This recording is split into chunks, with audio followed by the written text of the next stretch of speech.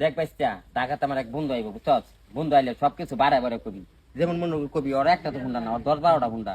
যেমন মনে করি কবি ওর পরিবারে সব হুন্ডা উঠতে খায়, হুন্ডা উঠতে ঘুমায়।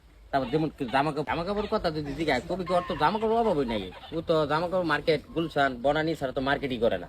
শত শত জামা কাপড় বাইস্তা যাই কস একটু বাড়ায় বড়ে কুইস। আচ্ছা কাকা, সব বাড়ায় বাড়ায় কমো, ঠিক আছে? আরে ভাই কি খবর, কি অবস্থা? এই তো আলহামদুলিল্লাহ ভালো আছি, তোর কি অবস্থা? আলহামদুলিল্লাহ বন্ধু, আল্লাহ পাক অনেক ভালো রাখছে। তো বন্ধু গেঞ্জি তোমার এনে ফুটাকে?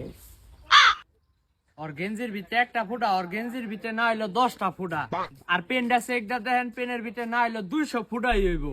ওই এলাকার যত ফকিনি জামা কাপড় আছে ওই টাইম না পরে এই গেঞ্জি পেন দেখবেন সব ভিক্ষা করা, ভিক্ষা মানুষের দিয়া ভিক্ষা চাই না, এই গেঞ্জি মেঞ্জি পেন টুন ওই পরে। আর ওর 14 গোষ্ঠীতে তো কেউ তো ভালো জামা চোখেই দেখে নাই। তো বন্ধু তো জামা কাপড়ের অবস্থা কে? তুই কি রাজমিস্ত্রি কাম করে এলিনি?